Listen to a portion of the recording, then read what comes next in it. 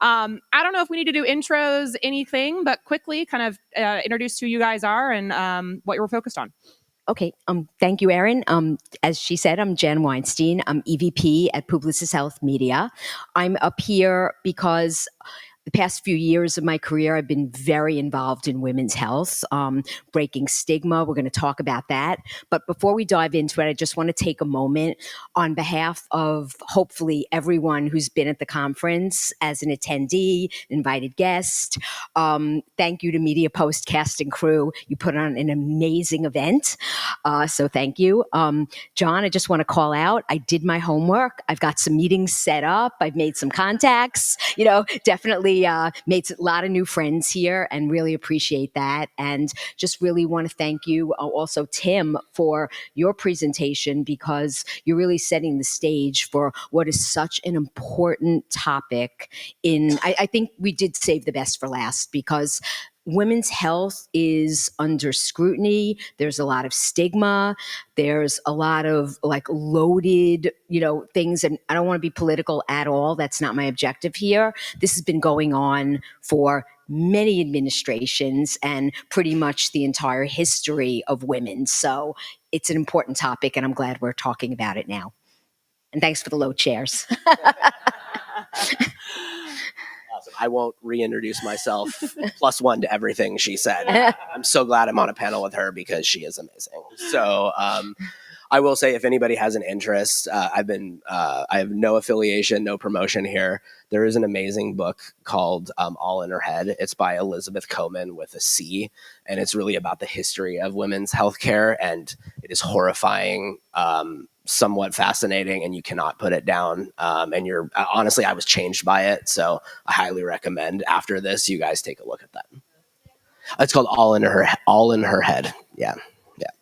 Tim, I want to start with you. So we'll address the elephant in the room, the male in the women's healthcare industry. I love it. What made you want to join Wisp? What attracted you to getting into this industry and this topic in the first place?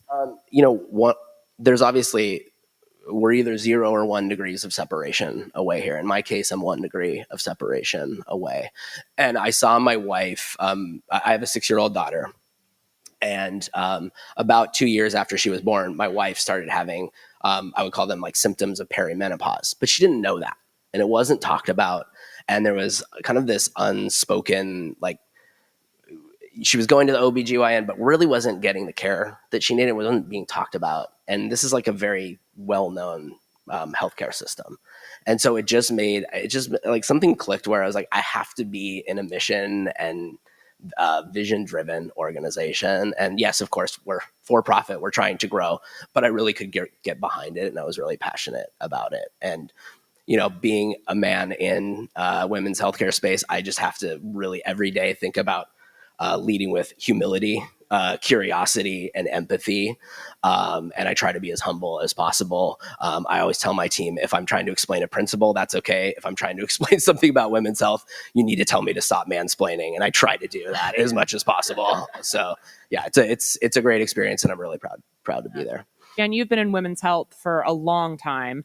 You actually were directing one of the first women-directed Super Bowl ads about women's health last year, right? Can you talk a little bit about that campaign and really how you broke down barriers to get that on the biggest stage in the world? Yep. Absolutely. So when we first started working with Astellas, who had the first non-hormonal, and that's very important, treatment for the vasomotor symptoms of menopause, which is more commonly known as hot flashes and night sweats.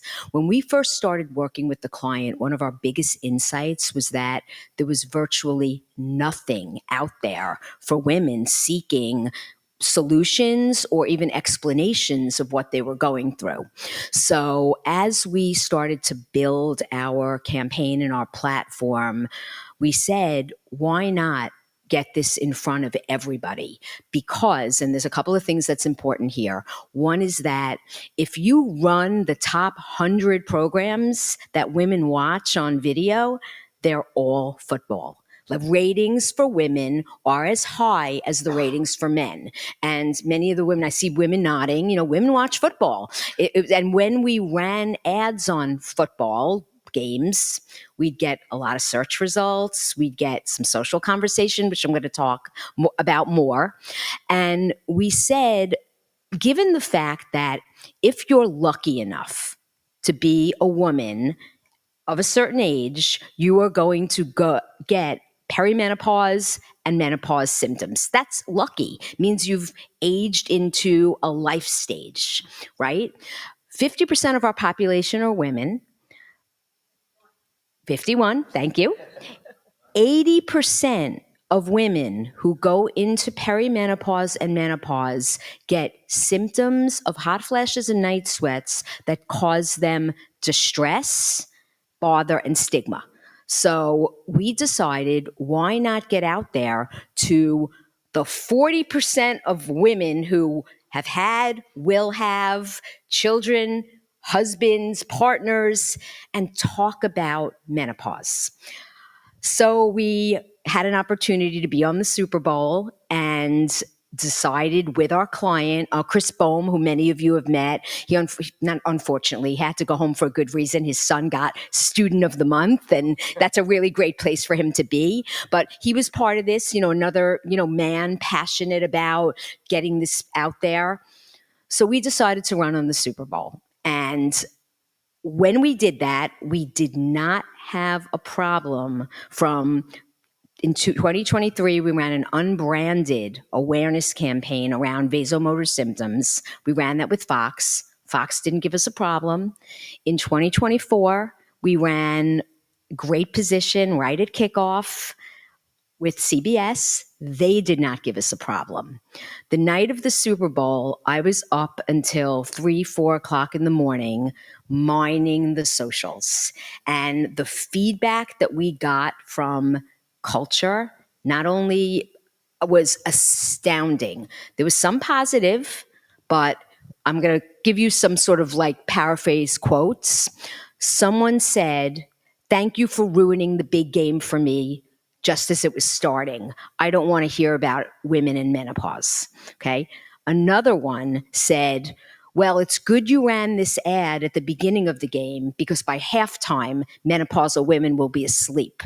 So we're seeing sexism, we're seeing ageism. Fortunately, we all had a female sportscaster who published a whole piece about the fact that women who are half of the viewers of football, half of the viewers of the Super Bowl, 51% viewers of the Super Bowl, have been watching ED ads for 20 years. And you put something on about women's health. This is a woman's life stage, right? Putting something out there provoked this negative reaction. And again, I only gave you 2 quotes. There were many. I was clipping them and sending them, and I didn't send them till about 8 in the morning, but I was pulling them all night long. The negativity around women's life stage health really just woke us all up and said, we've got to continue to push forward the message. So, again, Tim, thank you for you and all the men and all the people who see this as a cause and something that we just need to do, because there's a lot of women who are afraid to share their symptoms because they're branded as old, useless, dried up, washed up. A lot of women who suffer and don't know what's happening, like your wife. And it goes beyond just the hot flashes and night sweats. It affects mood. It affects sleep.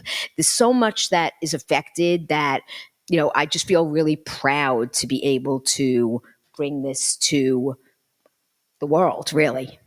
The more we talk about it, the more we normalize the conversations, the less jarring it gets. What tactics have y'all used that really help normalize the conversations for sex and reproductive health, not just for women, but for men as well, too? What really works to break through and just make it part of the conversation? Do you want to go first or you want me to? Why don't you go first? All right. This is the nicest panel. I'm not dominating the time. I already had my moment. I think it really depends. It's actually, I hate to be a cop-out. It's really channel specific about how we approach. We're trying to drive awareness, consideration, like we were talking about. Once we establish that relationship, we have a lot of long-form content that is around education, even well-known conditions like UTIs, like yeast infections, like BV. But we also try to take that moment to educate and bring that into the conversation.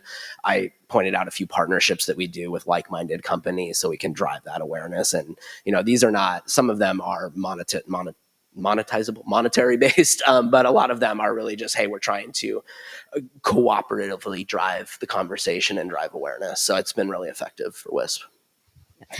So what we did for menopause, and I could even broaden this for the work I've done on birth control, the entire other end of the spectrum. Birth control, you can conceive. Menopause, that's the end of your ability to conceive.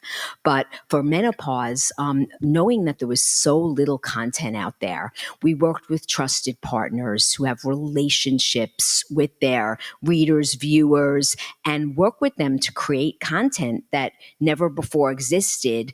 And by doing that, we actually changed search results. People would go out and search for vasomotor symptoms, which is the medical term for what women are experiencing. They would get nothing. They would get a car repair or a computer system. Didn't mean anything.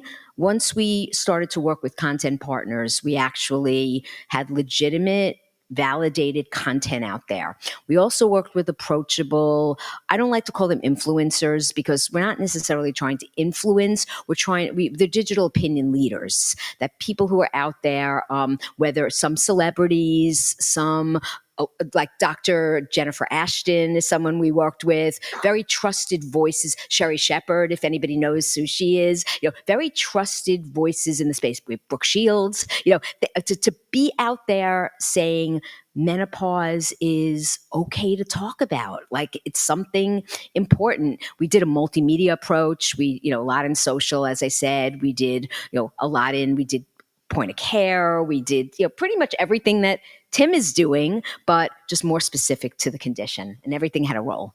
51% of the population are female, are women, but 51% of the population are also probably more conservative. So how do you guys get this message out without alienating people who are more conservative, who might not want to talk about their sexual health?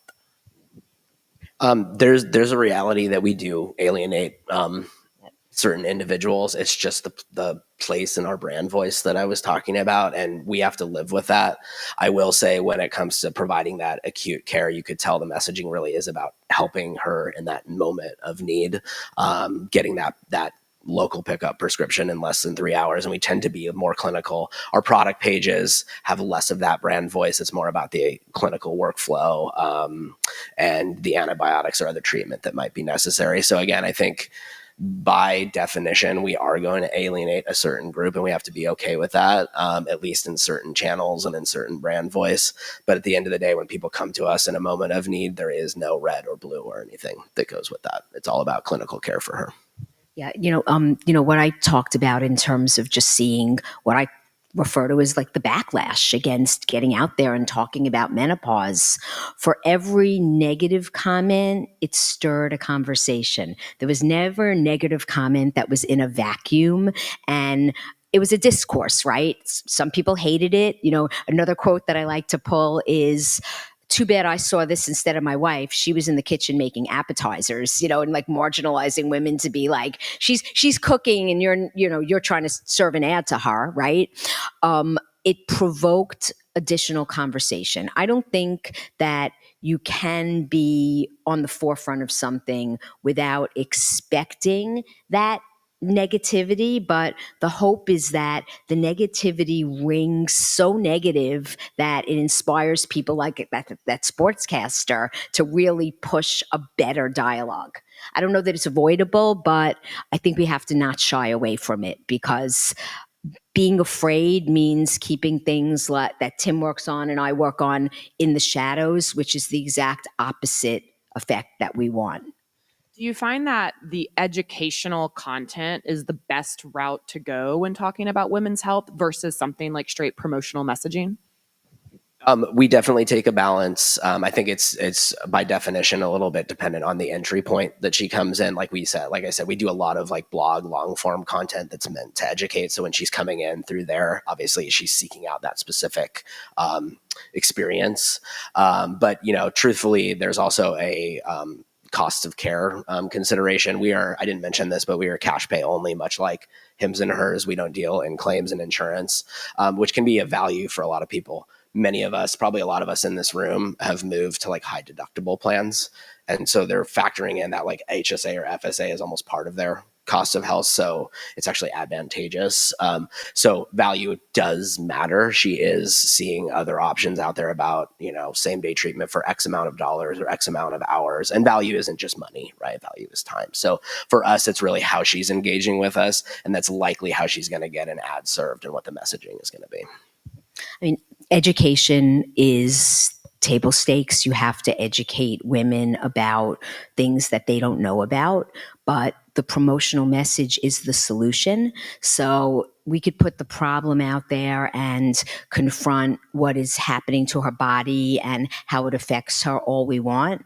But the end game is that we can help her. So the promotional messaging is a critical piece that we moved into to ultimately help her mitigate her symptoms and go on to live a more productive life.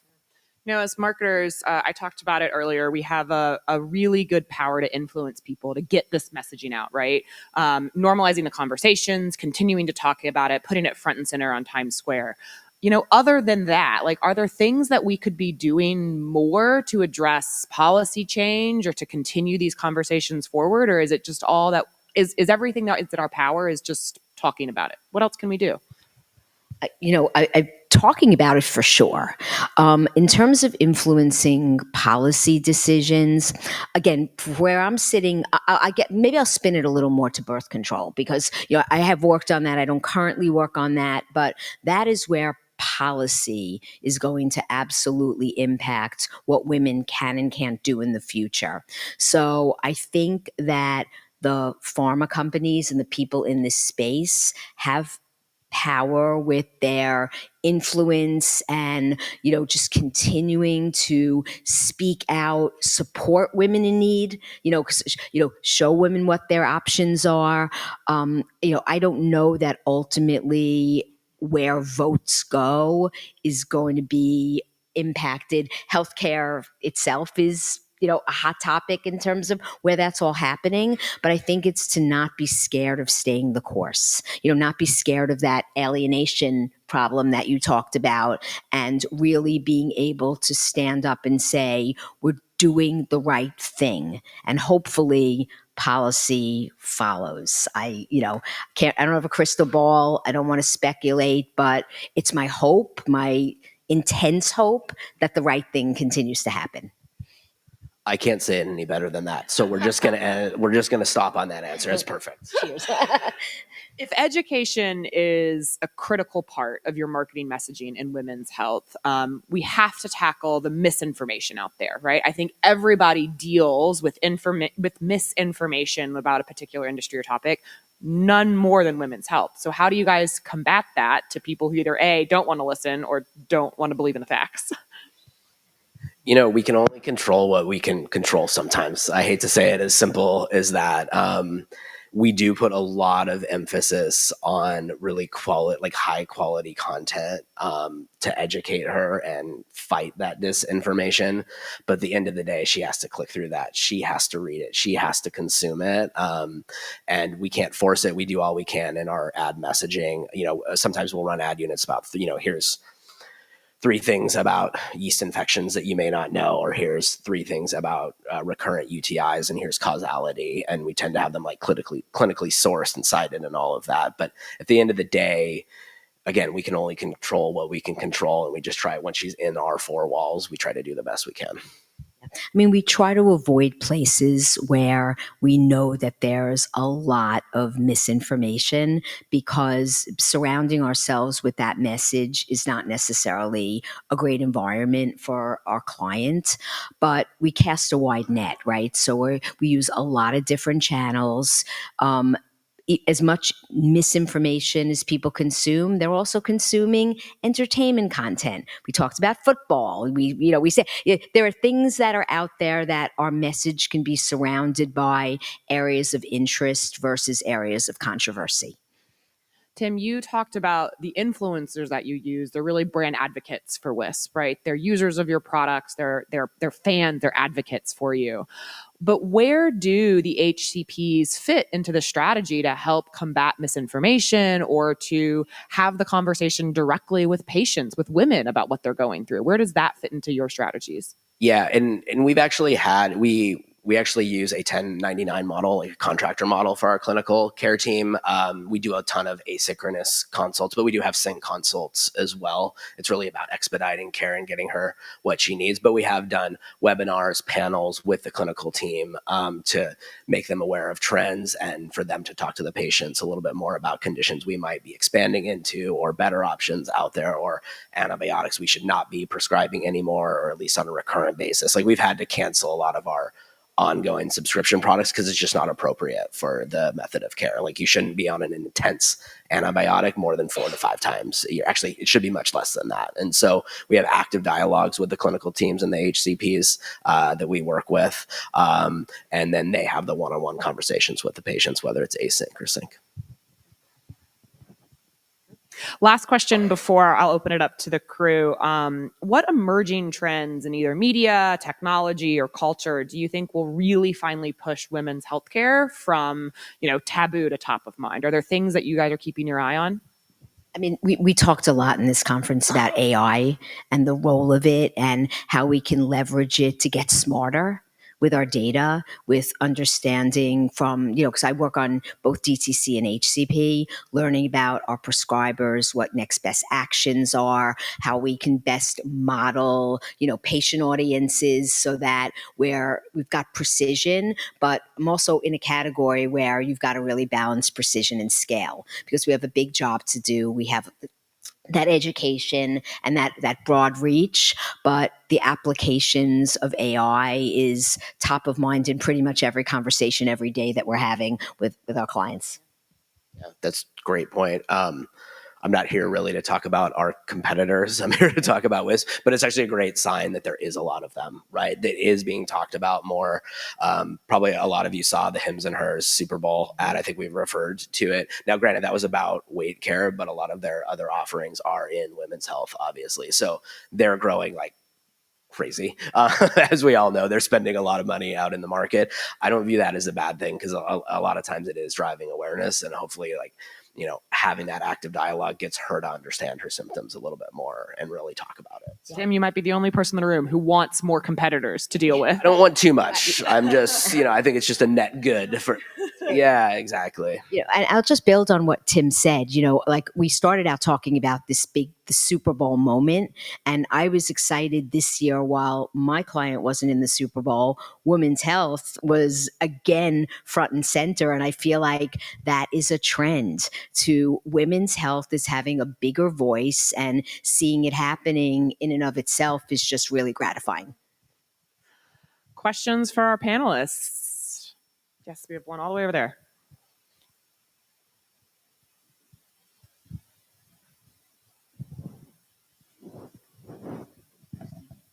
Just your name, company, and question.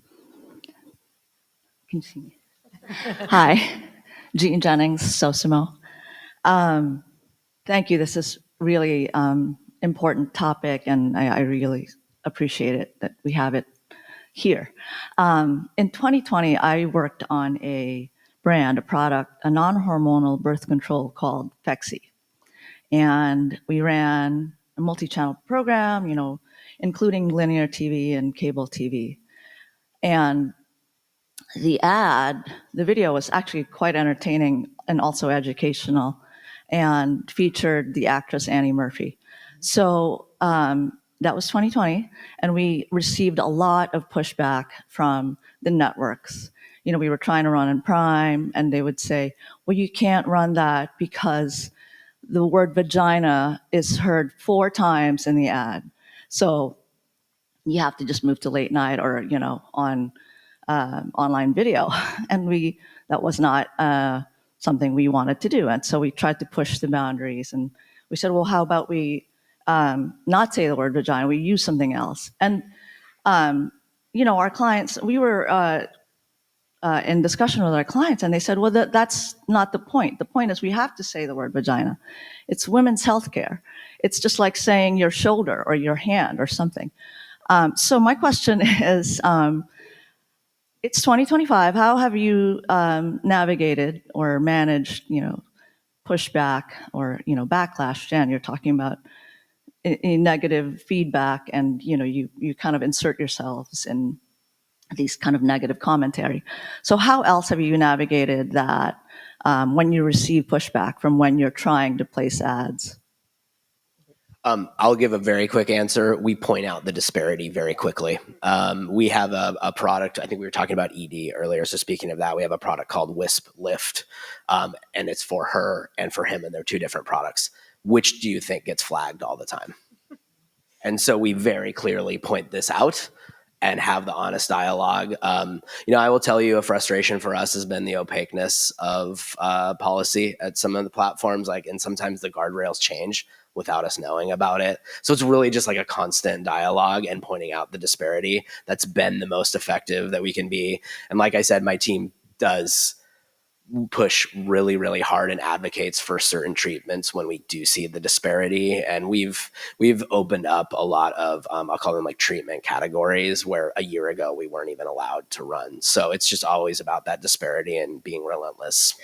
Yeah, I mean, what I will say is, sometimes you can't get around the no's. So we reward the yeses and push more forward with partners who are willing to fight the good fight with us. And what was really interesting yesterday, I was talking to someone who works on the product for Peyronie's disease, which is the bent carrot, and they get pushed back too. So that, in a sense, made me feel just slightly better that it's not just an assault on women, it's assault on provocative things. Misery does love company. Yes. Hi, Jeff Alderman from ad.com. So just want to say thank you for stepping into really a category that needs the education, needs to get talked about, not just on a Super Bowl stage.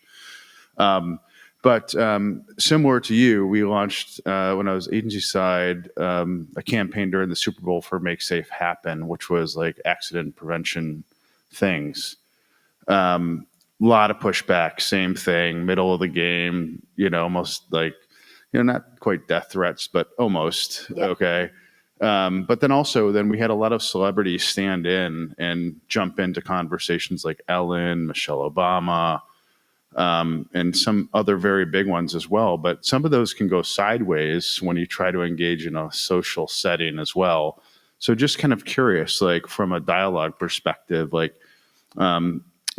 how do you enter those conversations? Do you let them just kind of sit? Like, what's kind of the rules there from a content and a social perspective? What I'll say for us is that we enter the conversations where we can add value. We don't just fight for the sake of fighting because, you're going to be outshouted. It's not going to go anywhere to fight against people that are going to just continue to push a negative storyline. But sometimes people have legitimate questions about how can I be helped, or, what could be done, or why is this happening? And that's where we place our bets, because we want to be ultimately helpful and productive as a brand, not get into arguments that we aren't going to win, because it's just not the best use of resources. I have nothing else to add. I'm sorry, that's a cop-out, but that was perfect. Tim, Jan, thank you guys so much for wrapping us up. Thank you, Erin.